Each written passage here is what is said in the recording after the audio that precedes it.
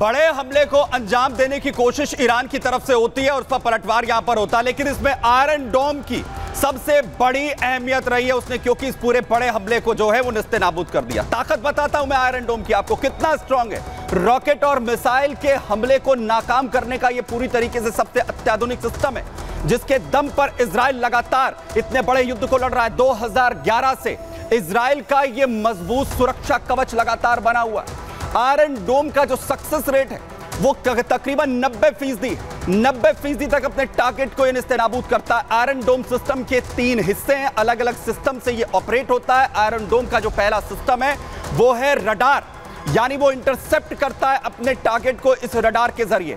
Iron डोम का दूसरा system है लॉन्चर, इंटरसेप्ट करने के बाद वो मिसाइल को लॉन्च करता है, जिसके बाद अपने टारगेट को खत्म करता है। और आयरन डोम का तीसरा सिस्टम है कमांड पोस्ट, जहां से ये पूरी तरीके से चीजें जो हैं वो ऑपरेट होती हैं और इसी के आधार पर आयरन डोम यहां पर कार्रवाई पूरी तरीके से करता है, पूरे ऑपरेशन को खत्म करता है। लेकिन एक तरफ इजराइल ने इस ऑपरेशन को खत्म कर दिया, दूसरी तरफ ईरान कह रहा है कि हमारा सक्सेस रेट जो है वो 98 जहां हमने टारगेट किया था। जश्न कैसे मनाया जा रहा है, ये पार्लियामेंट की तस्वीरें ईरानी संसद में नारेबाजी हुई इजराइल के खिलाफ, इसका समर्थन जताया जा रहा है।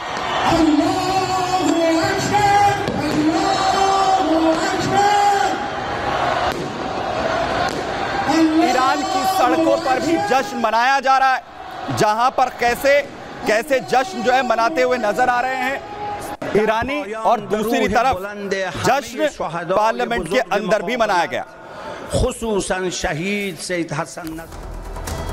और वहीं अब मैं आपको बताता हूं कि एक तरफ जश्न जो है वो मनाया जा रहा है और दूसरी तरफ सिचुएशंस, और ईरान की तरफ से जब हमला किया जाता है तो पूरी दुनिया आखिर क्या कह रही है। 2 धड़ों में बंटती हुई दुनिया जो है वो इस वक्त नजर आ रही है। इजराइल डिफेंस के लिए हर संभव मदद हम करेंगे, ये कौन कह रहे हैं? जो बाइडेन की तरफ से, अमेरिका की तरफ से कहा जा रहा है कि हम साथ इस वक्त खड़े हुए हैं।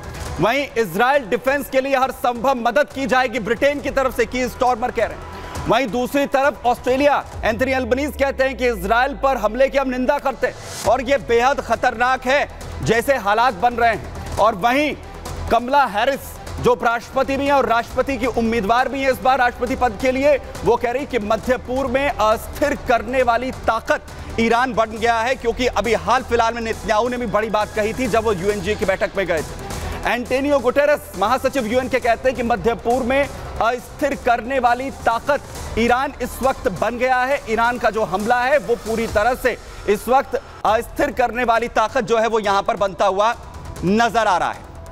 भाई मैं आपको बताऊं कि लगातार एक के बाद एक पूरी दुनिया कैसे 2 धड़ों में बढ़ती हुई नजर आ रही है, जिसके बाद कहा जा रहा है कि क्या अब ये हालात जो हैं वो महायुद्ध की ओर चले जाएंगे, क्योंकि सबसे बड़ी बात ये कि एक के बाद एक जो देश हैं वो अलग अलग, एक तरफ इजराइल की और एक तरफ ईरान का समर्थन यहां पर करते हुए नजर आ रहे हैं। सुनिए जरा। رادارهای راهبردی و همچنین مراکز تجمع تانک‌ها، نفربرها و نفرات رژیم صهیونیستی در منطقه پیرامون غزه که قتل عام مردم غزه رو به عهده داشت.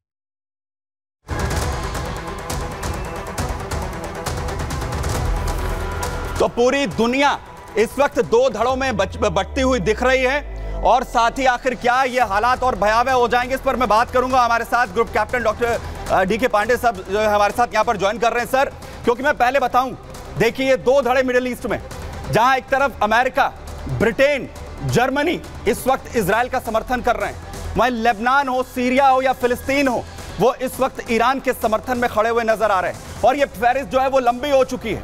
मैं सर आपसे समझना चाहूंगा, ये जो सिचुएशन बन गई है, क्या अब ये ट्रिगर हो चुका है जो लगातार वर्ल्ड वॉर 3 की बात हो रही थी? देखिए, निश्चित रूप से जो आभास हो रहा है वो हो रहा है कि वर्ल्ड वॉर 3 शायद अब बस कुछ पलों की बात है। लेकिन जैसा कि मैंने पहले कहा कि ये विश्व जो है इंटरडिपेंडेंट वर्ल्ड है, हम एक दूसरे पर निर्भर हैं अपने लॉजिस्टिक्स, एनर्जी रिक्वायरमेंट्स और बाकी ज़रूरत के लिए। तो ऐसे में वर्ल्ड वॉर का शुरू होना बहुत मुश्किल है। इसके अलावा जो डिप्लोमेटिक धड़े हैं, मल्टीपोलरिज्म का हम आज का ज़माना है, वो डिप्लोमेटिक तौर पर निश्चित रूप से वो चाहेंगे कि ये वर्ल्ड वॉर 3 शुरू ना हो। ध्यान रहे कि मिडल ईस्ट में भी जो है कई देश ऐसे हैं जो चाहते हैं कि युद्ध ना हो।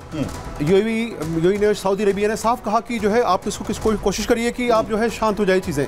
और ईरान भी कह रहा है कि भाई हमने जो सवेरे अटैक किया 200 मिसाइलें लगभग हमने भेजी, उसके बाद अब हमारा और लड़ने की इच्छा नहीं है। लेकिन क्योंकि इजराइल का अपना एक नीति रही है कि कोई भी जो उनको अटैक करता है उसका वो मुंह तोड़ जवाब देते हैं, तो आज रात को जैसे सोशल मीडिया पर बहुत ज़्यादा चल रहा है कि आज रात को वो मिडिल ईस्ट में जितने भी टारगेट हैं उनको वो जरूर आज भेजने की कोशिश करेंगे। तो ये जो जवाब दर जवाब का जो एक सिलसिला है ये चलता जा रहा है, लेकिन इसमें बाकी देश शामिल होंगे उसमें भी बहुत बड़ा चिन्ह लगेगा। थोड़ा भी बड़ा क्वेश्चन मार्क है। बहुत शुक्रिया सर साथ जुड़ने के लिए। लेकिन मैं बड़ी अपडेट अपने दर्शकों को बताऊं, इस वक्त युद्ध मैदान में आ रही है जहां वीडियो जारी किया गया है आईडीएफ की तरफ से। ग्राउंड ऑपरेशन का जो फुटेज है जारी किया गया है, क्योंकि आईडीएफ लगातार ग्राउंड ऑपरेशन भी चला रही है, चाहे गाजा की बात हो या दूसरी तरफ लेबनान में भी। और इसी को लेकर पलटवार इजराइल पर ईरान की तरफ से किया गया और इसी को लेकर अब यह हालात जो है वो तनावपूर्ण जो है वो नजर आ रहे हैं। और क्या ये हालात और भयावह यहां पर हो जाएंगे, ये सबसे बड़ा सवाल। लेकिन आखिर दोनों देश आखिर कहां पर जो है वो टिकते हैं, किसकी ताकत आखिर कौन सी है और कौन कितना ताकतवर है। भले ही हमले यहां पर जो है वो इस वक्त होते हुए नजर आ रहे हैं, वो मैं आपको यहां पर बताता हूं। देखिए ताकतवर कौन है। इजराइल के पास जहां 1,70,000 रिजर्व सैनिक हैं, वहीं ईरान के पास 6,10,000 के करीब रिजर्व सैनिकों की संख्या है। जहां इजराइल 1,70,000 की फोर्स रखता है, वहीं दूसरी तरफ रिजर्व सैनिकों की बात करूं तो 4,65,000 ये संख्या इजराइल की और ईरान की है 3,50,000, यानी लगभग एक दूसरे के बराबर दोनों देश खड़े हुए हैं। लेकिन दूसरी तरफ आप टैंक की ताकत देखिए, 1,370 टैंक इजराइल रखता है तो ईरान के पास 1,996 टैंक। वहीं आपको बताऊं मोबाइल रॉकेट प्रोजेक्टर्स इजराइल के पास जहां 150 हैं, तो वहीं ईरान के पास 775 ये संख्या है। इजराइल 150 मोबाइल रॉकेट प्रोजेक्टर्स से लगातार अपने दुश्मनों को खत्म करता है। वहीं दूसरी तरफ फाइटर जेट इजराइल के पास 241 है तो ईरान के पास 186 फाइटर जेट्स जो है यहां पर रखते हैं। अगला फ्रेम दिखाइए, जहां इजराइल के पास 6 पनडुब्बियां हैं, ईरान के पास ये संख्या 19 की है। इसके अलावा इजराइल के पास 7 युद्धपोत है, ईरान के पास कोई युद्धपोत नहीं है, उसके पास किसी तरीके का युद्धपोत नहीं है। इजराइल के पास 146 है, वहीं ईरान के पास 129 हेलीकॉप्टर का जखीरा है। वहीं इजराइल के पास जहां 43,407 आर्म्ड व्हीकल्स हैं, वहीं ईरान के पास ये संख्या 65,765 है। इजराइल के पास 90 परमाणु बम हैं, तो ईरान के पास कोई जानकारी उसने साझा आज तक कभी नहीं की है, लेकिन ये दावा यहां पर किया जाता है कि उसके पास न सिर्फ परमाणु बम बल्कि परमाणु हथियार भी वो लगातार यहां पर बना रहा है। और इसी वजह से, इस हमले की वजह से लग रहा है कि ये संग्राम जो है वो वर्ल्ड वॉर 3 की ओर जा सकता है। तमाम अपडेट के लिए बने रहिए रिपब्लिक भारत के साथ। धन्यवाद।